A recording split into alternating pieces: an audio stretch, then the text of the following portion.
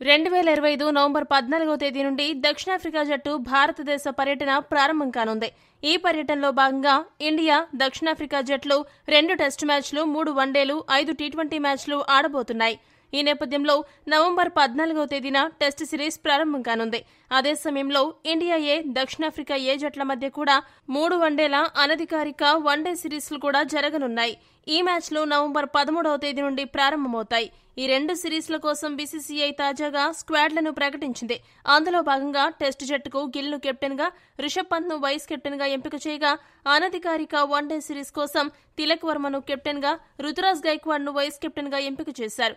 ఈ సిరీస్లో రుతురాజ్కు అవకాశం దక్కడం శుభ పరిణామమనే చెప్పాలి.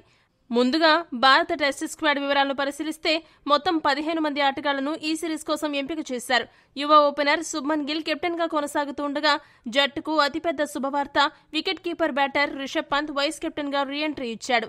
గాయం కారణంగా సుదీర్ఘకాలం ఆటకు దూరమైన పంత్ పూర్తి ఫిట్నెస్ సాధించి తిరిగి వైస్ కెప్టెన్ బాధ్యతలతో జట్టులోకి రావడం జట్టు బలాన్ని పెంచుతుంది. మొన్న దక్షిణాఫ్రికాతో జరిగిన అనధికారిక టెస్ట్ సిరీస్లో పంత్ 90 పరుగులు చేసి అదరగొట్టాడు. ఇది టీమిండియాకు గుడ్ న్యూస్ అనే చెప్పాలి. భారత టెస్టు ఓపెనర్లుగా జైస్వాల్, కేఎల్ రాహుల్ ఎంపికయ్యారు. ఇక స్పెషలిస్ట్ బ్యాటర్లుగా సాయి సుదర్శన్, గిల్ మరియు దేవదత్ పడిక్కల్లు సేవలందిస్తారు. ఇక వికెట్ కీపింగ్ విభాగం చాలా బలంగా ఉంది. వైస్ కెప్టెన్ రిషబ్ పంత్ జట్టు ప్రథమ వికెట్ కీపర్గా బరిలోకి దిగనున్నాడు. పంత్ తన విధ్వంసకర బ్యాటింగ్తో మిడిల్ ఆర్డర్లో మ్యాచ్ స్వరూపాన్నే మార్చగలడు. అతనికి బ్యాకప్ కీపర్గా ధ్రువ్ జురెల్ ఎంపికయ్యాడు. జురెల్ కూడా నమ్మకమైన బ్యాటర్గా పేరు తెచ్చుకున్నాడు. ఈ జట్టులో ఆల్రౌండర్ల విభాగం అత్యంత కీలకంగా మారనుంది. రవీంద్ర జడేజా, అక్షర్ పటేల్ మరియు వాషింగ్టన్ సుందర్ రూపంలో 3 నాణ్యమైన స్పిన్ ఆల్రౌండర్లు అందుబాటులో ఉన్నారు. జడేజా తన బ్యాటింగ్, బౌలింగ్ మరియు ఫీల్డింగ్తో జట్టుకు ప్రధాన ఆయుధం కాగా, అక్షర్, సుందర్ కూడా స్వదేశీ పిచ్లపై అటు బంతితో ఇటు బ్యాట్తో రాణించగలరు. వీరికి అదనంగా యువ pace bowling all-rounder Nitish Kumar రెడ్డిని ఎంపిక చేయడం ద్వారా సెలెక్టర్లు జట్టుకు మరింత సమతుల్యతను తీసుకువచ్చారు. నితీష్ పేస్ బౌలింగ్ లో వైవిధ్యం చూపుతూ లోయర్ ఆర్డర్లో వేగంగా పరుగులు చేయగలడు. బౌలింగ్ దాడికి భారత పేస్ గుర్రం జస్ప్రీత్ బుమ్రా నాయకత్వం వహిస్తాడు. బుమ్రా తన పదునైన యార్కర్లు, అనూహ్య బౌన్సర్లతో దక్షిణాఫ్రికా బ్యాటర్లను పరీక్షించడానికి సిద్ధంగా ఉన్నాడు. అతనికి మహమ్మద్ సిరాజ్ అండగా నిలవనున్నాడు. సిరాజ్ తన దూకుడైన పేస్ బౌలింగ్తో వికెట్లు తీయడంలో దిట్ట. మూడో పేసర్గా యువ బౌలర్ ఆకాశ్దీప్ కు అవకాశం దక్కింది. ఇక స్పెషలిస్ట్ స్పిన్నర్గా కుల్దీప్ యాదవ్ జట్టులో ఉన్నాడు.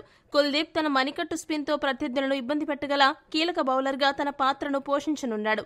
ఇక దక్షిణాఫ్రికా ఏ జట్టుతో రాజ్కోట్లో జరగనున్న 3 మ్యాచ్ల వన్డే సిరీస్ కోసం ప్రకటించిన ఇండియా ఏ జట్టులో మొత్తం 14 మంది ఆటగాళ్లు ఎంపికయ్యారు. జట్టుకు యువ సంచలనం తిలక్ వర్మ కెప్టెన్గా వ్యవహరించనున్నాడు. రుతురాజ్ గైక్వాడ్ వైస్ కెప్టెన్గా ఎంపికయ్యాడు. ఈ సిరీస్ భారత జట్టు బెంచ్ బలాన్ని పరీక్షించడానికి మరియు భవిష్యత్ స్టార్లను గుర్తించడానికి ఒక ముఖ్యమైన వేదికగా ఉపయోగపడనుంది. ఈ వన్డే సిరీస్ కోసం ఎంపిక చేసిన స్క్వాడ్ను పరిశీలిస్తే ఓపెనర్లుగా రుతురాజ్ గైక్వాడ్తో పాటు మరో విధ్వంసకర ఎడమ చేతి వాటం బ్యాటర్ అభిషేక్ శర్మకు అవకాశం దక్కింది. అభిషేక్ శర్మ తన దూకుడైన బ్యాటింగ్తో పాటు అవసరమైనప్పుడు తన లెఫ్ట్ ఆర్మ్ స్పిన్తో కూడా జట్టుకు ఉపయోగపడగలడు. మిడిల్ ఆర్డర్లో కెప్టెన్ తిలక్ వర్మతో పాటు ఇటీవల దేశవాళీ క్రికెట్లో సంచలన ప్రదర్శనలిస్తున్న ఆల్రౌండర్ రియాన్ పరాగ్కు అవకాశం కల్పించారు.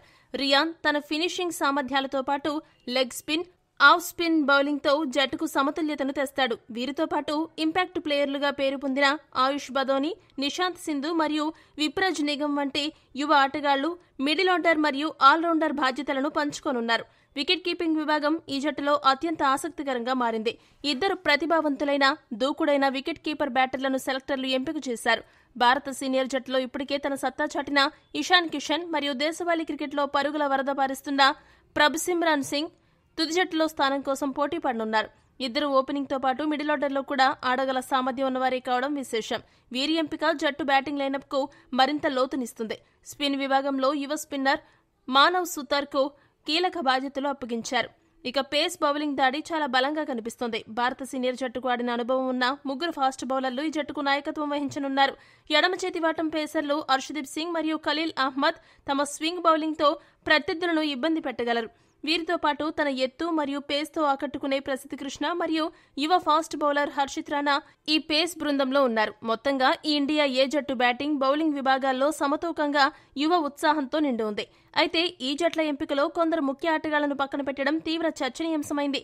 ముఖ్యంగా సీనియర్ పేస్ బౌలర్ మహమ్మద్ షమీకి టెస్టు జట్టులో చోటు దక్కకపోవడం అందరినీ ఆశ్చర్యపరిచింది. రంజీ ట్రోఫీలో అద్భుతమైన ఫామ్లో ఉండి వికెట్లు తీస్తున్నప్పటికీ సెలెక్టర్లు అతన్ని విస్మరించి యువ పేసర్ల వైపు మొగ్గు చూపారు. షమీతో పాటు దేశీయ క్రికెట్లో పరుగుల వరద పారిస్తున్న కరుణ్ నాయర్ మరియు సర్ఫరాజ్ ఖాన్లను మరోసారి పరిగణలోకి తీసుకోకపోవడం నిరాశ కలిగించే విషయం.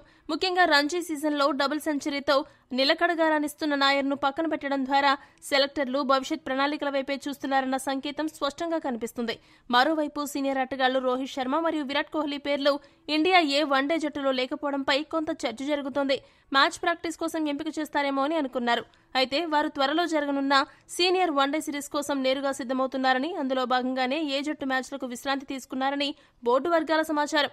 మొత్తంగా ఈ ఎంపికలు భారత క్రికెట్ భవిష్యత్తును దృష్టిలో ఉంచుకుని యువతకు ప్రాధాన్యతనిస్తూ స్క్వాడ్లను ఎంపిక చేశారని అర్థమవుతోంది. ఈ వీడియో గనక మీకు నచ్చినట్టయితే లైక్, షేర్, కామెంట్ చేయండి. మరిన్ని స్పోర్ట్స్ అప్డేట్స్ కోసం మా ఛానల్ను సబ్స్క్రైబ్ చేసుకోండి.